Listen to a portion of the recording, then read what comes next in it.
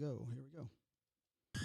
You're listening to NFT 365, the first daily podcast on NFTs with your host, Fanzo, talking crypto, blockchain, Web3, non-fungible tokens, metaverse, and... What the f*** is a non-fungible token? We'll get to that. I don't know. I mean, what is a non-fungible token? Actually, more importantly, what the hell are we doing around intellectual property? What are we doing around copyright and trademark?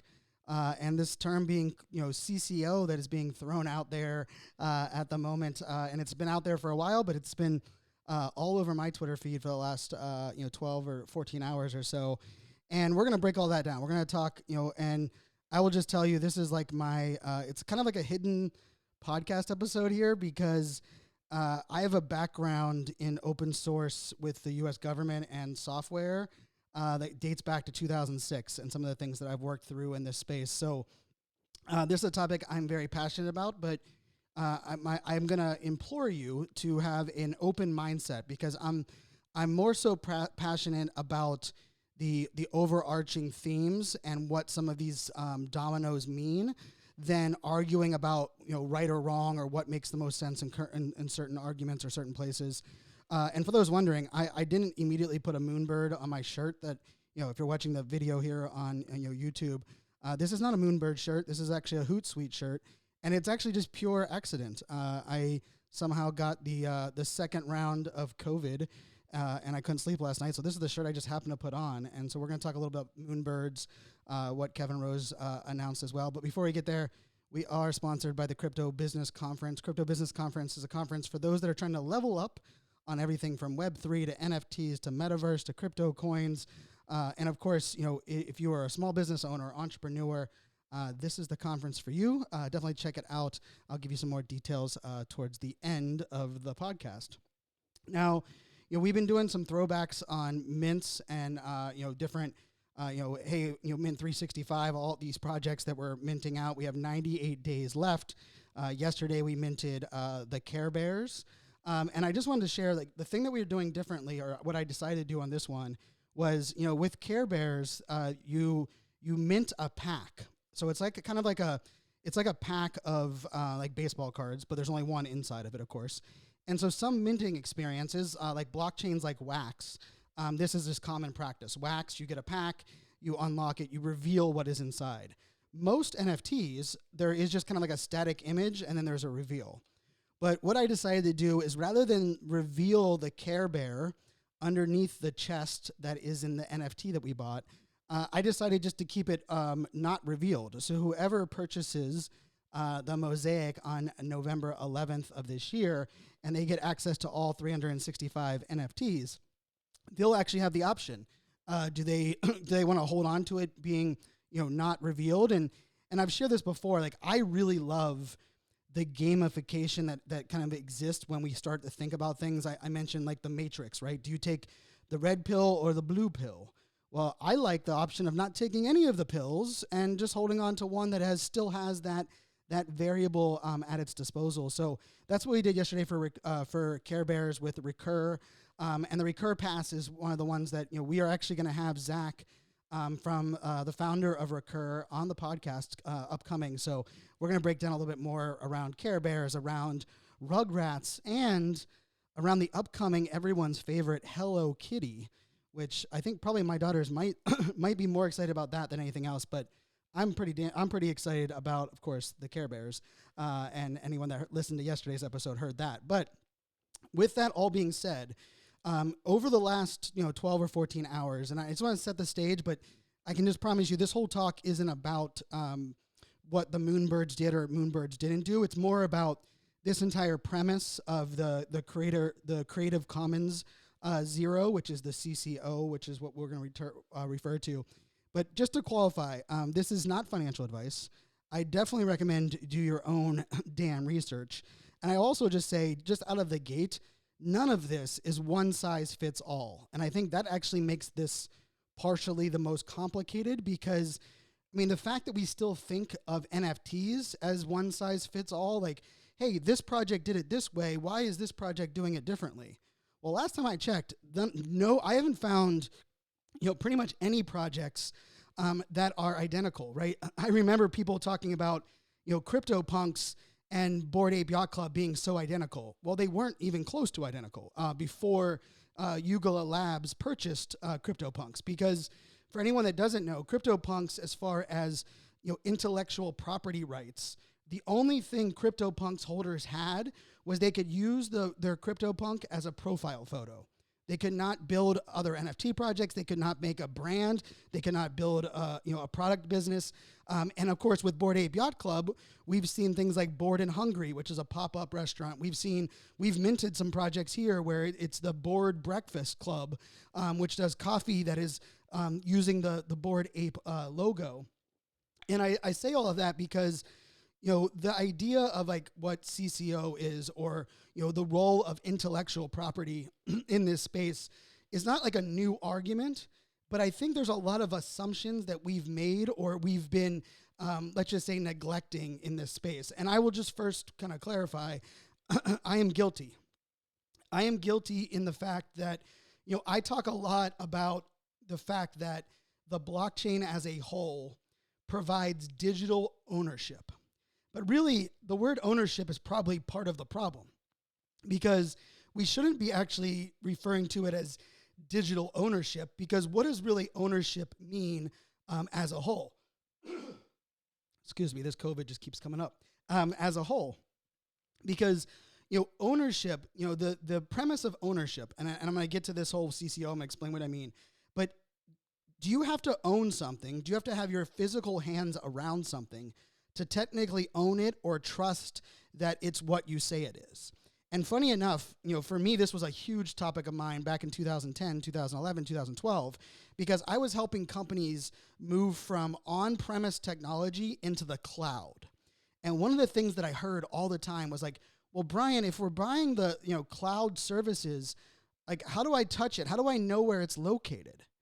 And I would always ask, well, if you can touch it and know where it's located, do you believe it's more secure? Do you believe you now have more ownership rights to it because it's physically in your building? But if I tell you that we are going to deliver this level of service, does it matter where those servers physically exist? And so, when I think about this whole piece, the first part I just want to talk about is just like, I think copyright and trademarks is one of the biggest hot messes that has existed in society since like the 18th century. Like the fact that, to understand like copyright law and trademark law, and I am not a lawyer, I do not play one on TV, I did not sleep at a Holiday Inn, but I will tell you, the understanding everything from, the laws and the regulations, but then also the implementation of the law and the regulation. It's, and I know this firsthand because I was 14 years old when my parents had actually, my dad had bought a frozen yogurt shop, and that frozen yogurt shop had a name that carried with it, and it ended up becoming something that became a little bit of and I wouldn't even say it was a debate, but a little bit of a discussion. I remember being really confused. I mean, like, we bought this business and we have this name and we're adding Fanzos to it, but then how does that change? And it was called Fanzos It's Yogurt, and eventually we had to change it to called Fanzos Yogurt because the It's Yogurt part was part of the issue. And funny enough, the people that were kind of fighting that or kind of pushing back on that, it wasn't even a long-term conversation. And so the first thing that we just have to say is that if you agree with the fact that copyright and trademark and intellectual property, like law as a whole, can be misinterpreted and interpreted differently in every state and every country, the first thing we have to ask ourselves is, do we need to fix that? Do we need to come up with a new solution and reimagine how we protect the things that we create? And if your answer is yes, okay, we're on that path. But then you also have to ask yourself, do I have to physically touch it or see it or believe it or physically have it in my hands to actually believe that I own something, right? That it is actually mine, right? Because interestingly enough, when we put money into a bank, into a bank, does anyone really even know? Like, I mean, that money doesn't stay in that individual bank. And like, what happens with that money? We just trust the fact that we put this amount in, and then when we want to get this amount out, we can get this amount out. We could argue if that's not even something that we should trust or a variable in this conversation. But where I want to take this is that the term CCO, and just to kind of bring everybody up to speed, Moonbirds, which is the first project launched by the Proof Collective, is it is a blue chip project. It's one that rolled out as kind of a blue chip, and then they had the Moonbirds oddities that launched as kind of like the next phase most recently. But it was rolled out under the Proof Collective group, and there's a lot of things that kind of go into that. Proof Collective was really built by Kevin Rose and Justin and a couple others that have done amazing things building some really large Web 2 brands, and what had happened was they launched 5 months ago with Moonbirds, and just yesterday they came out and announced that they are switching from to a CCO moving forward. As far as what the rights are for using Moonbird's art. Now, what is the CCO? Now, CCO is a Creative Commons 0 is the name of it. And it was actually something, it's an actual tool that you can opt in as the creator or the owner, the original owner of the art. You can opt in, and what it really does is it releases your rights, or it waives your rights as far as your rights to having control around who can use that art for what, right? So in the sense of right now, in Bored Apes, you have to own your ape, right? The thing happened with Seth Green. Seth Green is doing a TV show with his Bored Ape. Unfortunately, he clicked on a link and his Bored Ape was stolen. They had to stop the TV show. They couldn't have just picked any other Bored Ape in the collection and replaced it, because he only has that intellectual property rights of the Bored Ape that he owns. Now, we could argue if he actually does have those full rights, and I think we're still figuring that out here in the NFT space. It is definitely still the wild, wild west terms as far as what does that even mean inside something like Bored Ape, because how did that work when Old Navy bought the rights to one of them? And I don't want to go down that rabbit hole, but the whole CCO was created by the Creative Commons nonprofit, and their whole idea of this was how do we encourage and really purposefully let people build upon the art that is kind of put out there. And so this really comes down to we have the little @ sign, and we have the trademark registered sign, and then CCO. And so in my opinion, we kind of have in the NFT space, we have the CryptoPunks pre-Yuga Labs version of rights, where hey, you can only use this as your profile photo. You cannot use it in commercial or personal ways, right? Then we have commercial rights being given to the holders of the NFT and saying, you can pretty much do anything other than hate speech, or there are some limitations. And then we have ones that have I would say some controlled rights, and I would throw VFriends into that one, right? Where VFriends want people to Gary wants people to use the intellectual property of VFriends, but the caveat is you have to get their approval first, right? You have to go to them and present that kind of option. And there's some more fine details in that, that I haven't done all the research on exactly how that process goes. But we've seen, there's a vitamin company that came out using a VFriends character that person owned. I've seen a couple others in their Discord. And then there's CCO. Now, CCO is not new. The most prevalent example of CCO is the Nouns project, and if you're not familiar with the Nouns project, it is without question one of the highest floor price, most successful NFT projects that are out there, and it's actually governed by the NounsDao. And the interesting thing on this CCO project is it also has the fact that it is not a finite supply. So the Nouns project is a project that is continuing to grow, and so it's a little different in how that works. But the variable in the Nouns success story is that those that own the Nouns NFT, they're the ones that have governance over within the Nouns DAO itself on making some decisions. So to me, like that's actually, and I'm going to tap into a couple other of the examples that are out there, including, one of my personal favorite, GoblinTown. GoblinTown is a CC0 project. That's why we've seen, Goblin kids, Goblin girls, Goblin daughters, Goblin upside down, new goblins, bad goblins, Van Gogh goblins, because it's CC0 and anyone can build on any of that art or that property. But let's just take it one step back, right? And so when my experience, I worked in the Department of Defense and cybersecurity for a decade, and what I was originally exposed to was the open source community in the sense of why is the government going with a commercial product to govern pretty much the largest network in the world, which is the Department of Defense, which has just on the the unsecured side 220,000 nodes or so when I was working there, right?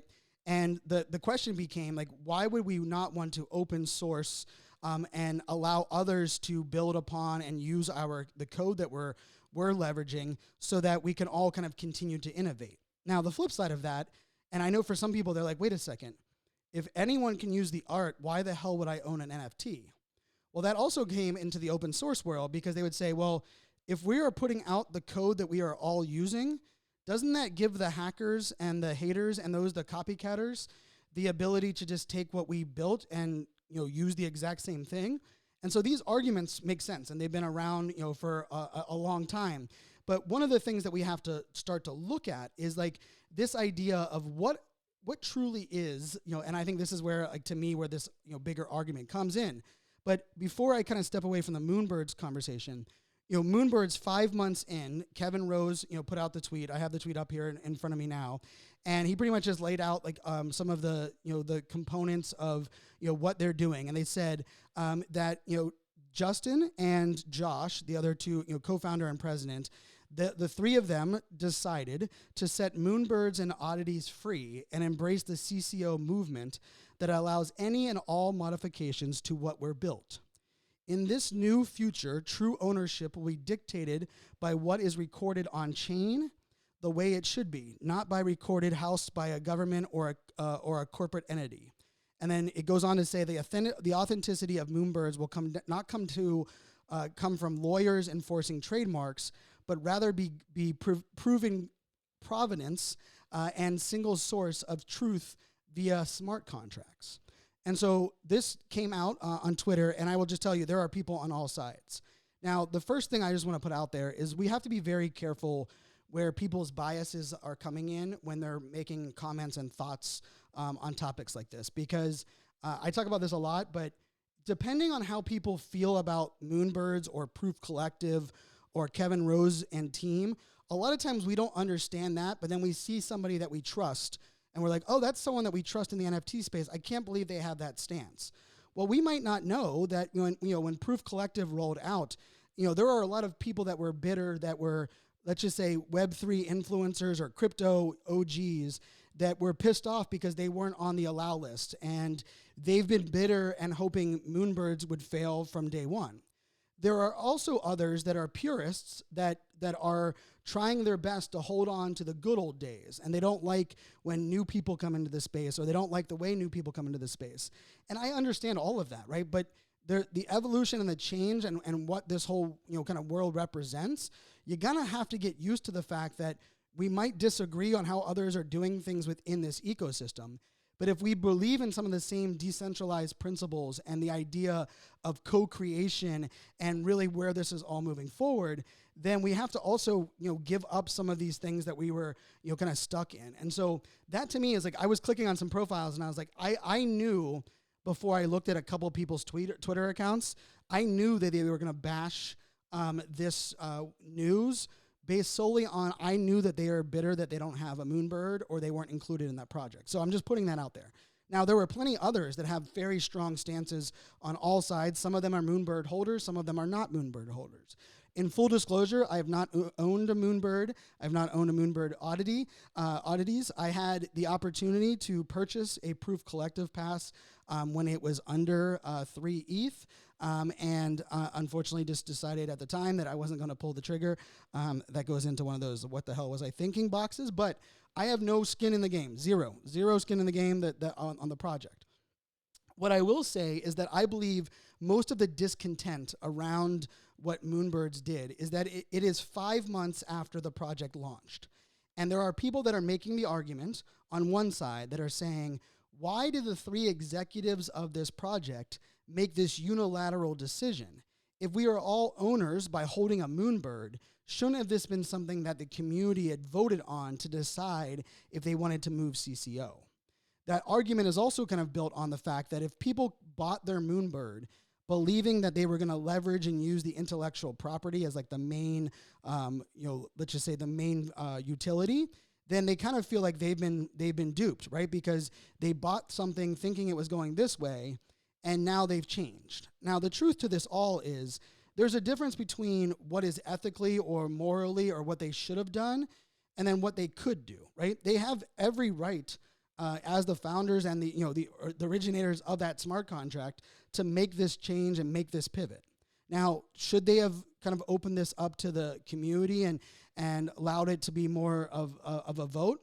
I mean, that's a tough place because, how do you give governance and how do you regulate governance, right? We've talked about governance being a big issue because you can't give governance to a one-to-one component in many cases because it just allows the rich to have the most power, right? Because then the whales who own, a higher percentage of the project, they will have the most, votes and the most power when those decisions are individually being made. And so the fact that, at the end of Kevin Rose's announcement, and I'll move on from Moonbirds here in a second, at the end of his announcement, he said, he simply said, the CCO does not cover trademarks, but they're excited to announce the upcoming formation of the Moonbirds DAO.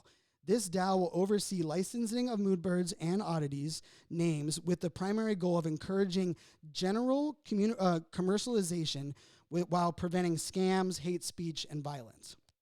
And so, I think the DAO makes a lot of sense. I actually reached out to Kevin Rose on Twitter and said, hey, I'd love to have you on the podcast to discuss because I would love to pose the question to him on, does he wish that the DAO was something they created from the start? Because if the DAO was in place already, maybe this message is delivered a little bit differently. Now, with all of that being said, there's also been some other things that have happened within Proof and Moonbirds that some could argue, were, things that where people were questioning on, how did some of the other co-founders or co-owners, jump in or jump out of the project? How were, some of the passes, put out there? But I think it's neither here than there. It is a project that is leading the way, and it's really sparked a really powerful conversation. Now, with that being said, like I mentioned, they're not the first. And one of the biggest names, artists in the, especially in the one-of-one space, who goes by Xcopy. Xcopy originally came out and said, hey, I'm going to turn my, his original one-of-one art, which was called Right-Click and Save Guy, Save as a Guy. He was turning that CCO.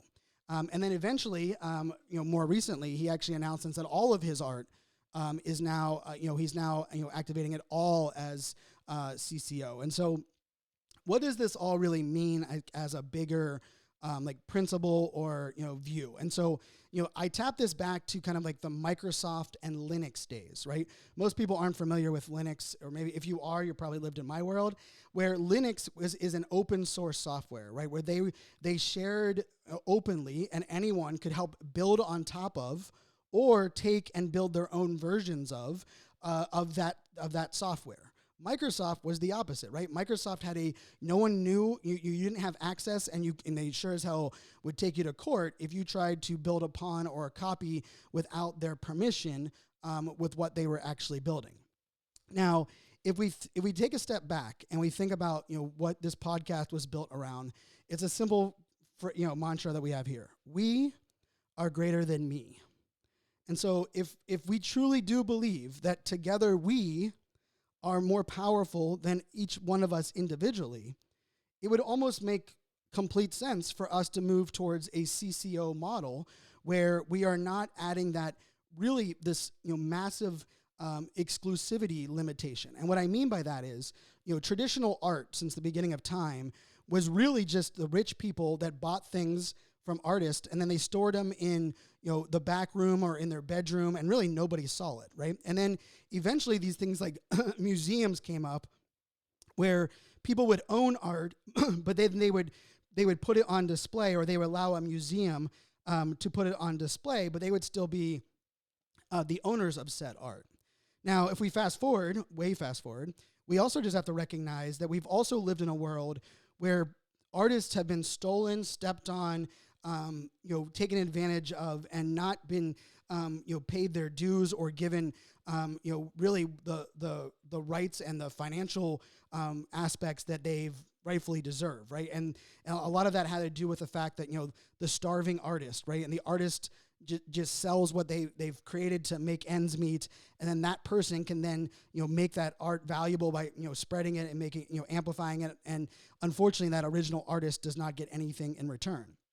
So when I take a step back and I think it's not really a Moonbirds discussion, it's not really an XCopy discussion or GoblinTown or Nouns, or we can throw in the Toads. We could throw even in all the way back to Bitmap and some of the things that went through with that project and how they kind of rolled that out. But where I wanted to kind of us to think about this is, if we truly believe that Web3, right, the principles of Web3, and this is something I've been talking about with blockchain early on, right, is this idea of co-creation and interoperability, right? So the idea that everything should be able to work together, but yet we don't have to know everything about everything. Now, for anyone that's trying to wrap their head around this, if you think about it, what is the blockchain? How is the blockchain decentralized? Well, the beauty of the blockchain being decentralized is it comes down to the trust of strangers. Yes, you heard that right. The blockchain's decentralization is based on trust of strangers. And what I mean by that is there is no central location where all information is stored or can be throttled back and forth. What happens is that when you are making a transaction on the blockchain, there are computers. There is a computer that connects with another strange computer and allows those to connect to make that transaction happen, and then they disappear back in, and it's very it's much more randomized style solution here. So the beauty of this is that one computer is not talking to the same computer over and over again, or in any case, and this is really important from a security perspective, 100%, right? Like when we hear about like disappearing content, right? Like Snapchat, everybody thought was it's why people were sending let's just say inappropriate below belt photos on Snapchat. Part of that was because people believed it disappeared after 24 hours. Well, come to find out, for the 24 hours that it was created, it actually lives on a server somewhere in Snapchat. Well, that doesn't mean that it is actually truly, it's something that is actually fully secure, because anything that is living in one central location at any period of time, even if it's a couple seconds, is a vulnerable space for things to be taken advantage of. And so that's from a security perspective. Now, the flip side of this, and I will share, when I worked for the government, for all of the advantages that open source and building on top of things has, it also opens it up for the bad guys to be given equal information to what we are building, right? And if you give the bad guys, the same information, their job is just to find one hole and exploit it. The good guys, or the good women, or the good people that are creating, have to make sure none of those holes exist, right? It's like I found out as a dad, right? Like I have to think about a lot more a dad of girls versus a dad of boys, right? And it's the idea of like, do I have to think of one, or do I have to think of many? And I say that kind of jokingly, but what I mean by this is that there are not only pros and cons, but we have to think about, okay, what are like our mission and our goal? Now, one of the questions you might be asking is, Brian, why the hell have you not talked about this for 266 episodes? Well, here's your answer. First of all, I believe that we are still working through what does digital ownership on the blockchain mean. I also believe a lot of the tech and applications that are needed for either one of these to survive, right? The applications that are needed for IP management on the blockchain, or the applications to or protocols to expand on the CCO side, I believe they're still in their infancy. Like we can actually throw out for most people know that OpenSea moved to Seaport as their Seaport protocol. Well, Seaport protocol is an open source protocol. So it's one of the ones that we are now, that can now be leveraged. It's why we're seeing a lot more marketplaces kind of pop up as well. But the interesting part about that is OpenSea doesn't operate as a decentralized component. They're more of like, they have a decentralized front door and they use some decentralized protocols, but they're built on the AWS servers and very centralized kind of backbone, and hence why they can stop somebody from trading on their marketplace, but they can't actually stop something from the blockchain because they have some centralized market functionality, but they can't do any, once it's on the blockchain, it's on the blockchain. So with that being said, like my lesson of learning and living in this open source world, since it was technically, I guess, since 2006, I think I started. I remember 2008, I spoke at the Red Hat Open Source Symposium, and I've done a bunch of work in that arena. But one of the lessons is not only is it not one size fits all, but it does come down a lot to risk versus reward, and then strategy and education. And so the other reason that I have not brought this up in previous episodes is I believe our education is lacking when it comes to wallet management, what the hell an NFT is, what the hell a smart contract is, or even what are the differences between Ethereum blockchain and the Solana blockchain, for example. And in that example, for those that are thinking through that, Ethereum is built in a sense of like a CCO, where they have allowed others to build on top of Ethereum. Hence why we have layer 2 solutions like Rally, which is where we have our ADHD coin, which of course you can check out at adhdcoin.com. And so I say all of this not to confuse you, not to rile up, the sides of this, but I will just say from my view, in the sense of we are greater than me, I believe us as a Web3 community have to come together to reimagine how do we provide governance and protection and shared in that like value back to the creator while not requiring it to be a legal and a law type scenario. Now, I will tell you when I decided finally to do this episode, I created like a 3-page, it's over 3 pages, it's probably 4 pages of a document just kind of from like the top of my head of my whole opinion on this, the things I've learned, the things I know about the different governance and things that are out there. And so we're gonna have that up on the website in the near future. But I wanted to get this this episode out just so everyone can wrap their head around some of the things that are going on kind of in the world. Now I will say there are some people that are tweeting out about this could be the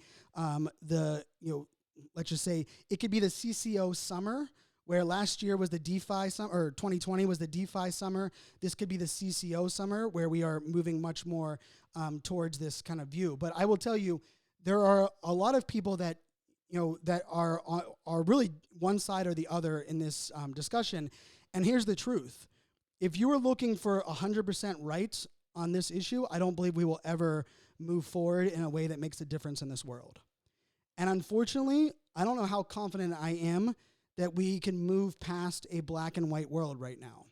Right? Like, heaven forbid, if you're in the United States, if there are some things about Republicans you like and some things about Democrats you like. Like, that is not allowed. In the world today, you must be red or blue. And if you're white, you're seen as like, you're indecisive because you're independent. And I don't mean colors, but I mean the political parties that we have here in the United States.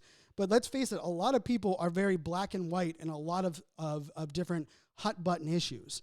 And I believe in this issue, it cannot be a black and white thing, because there are some projects and some utility that are going to be built best for this one, for one of these answers. There are other ones that need to experiment and explore, what is possible in this whole world. Now, I know some people might be asking, well, Brian, you still haven't answered the question on, if I own a moonbird, but everyone can create a t-shirt with any moonbird they want on it, doesn't my moonbird become worthless? That might be what your answer might be. Now, the answer to that question is actually no, and it's been proven multiple times already in the NFT world. Look at Nouns is a perfect example. Even look at GoblinTown, because one could argue GoblinTown's success was not only the fact that GoblinTown existed, But there were so many derivatives on OpenSea, in Twitter, people talking about all of these different projects, that all of that like overall sentiment had people coming back and saying, what is this GoblinTown that people are building upon? Now, there isn't, like, I believe, like, you know, and we're going to outline this in the blog post that will hopefully help everybody out on this. I don't like arguing about just pros and cons or just talking about the problems on both sides. I like to focus on innovative solutions and creative ways that we can think about these things, right? And so I believe, you know, one of the lessons that will come out of Moonbirds is like, how do we shift the core principles of like how we share or like what a project is after the project is launched? One could argue if Moonbirds came out with this at the very beginning, I don't think many people would be that up in arms. The other side of this is that we also have to understand that we can provide guardrails, and there's kind of like a gray area that we can play in where we can protect ourselves, but also allow people to build upon us. One of the great examples of that is Loot. For those that aren't familiar with the Loot project, the Loot project allows the builders to have some parameters and saying like, hey, you can add on to this, but this is what must stay the same, or these are the things that we are kind of governing. The other thing that I believe we're going to see is that for projects that are CCO'd, we need to, just like we have right now, like right now we've built into our culture that a percentage of secondary sales goes back to the creators. Now, we didn't have to have that, but we believed that was right. Now, I believe as we look at CCO projects and derivative projects, I believe there should be a way that these projects that are building upon a CCO'd art are actually sharing value back to those original holders. So for example, if I was going to build something, let's just say I'm going to build the Moonbirds metaverse, and I'm going to create a Moonbirds metaverse for kids. What I believe one of the things that you could do is you could say, okay, we're going to drop this project, but every original owner of a Moonbird will get airdropped one of our NFTs out of the jump. So they will get rewarded one of those NFTs. And then I will also share with the DAO, that is the Moonbirds DAO, 1% or 2% of our secondary sales so that they can build up that DAO for the governance of those that are holding the NFT. I believe that's kind of like where we've moved when it comes to this idea of creator percentages. And so I believe we can look at this and say, how can we reward, incentivize, and help? Because here's the truth. This can only work if Moonbirds, it loves the fact that others are building on top of it and they help amplify it. Because the truth is, many of us are stuck in a freaking bubble. It's called the NFT bubble or the cryptocurrency bubble or the Twitter Discord bubble for that matter.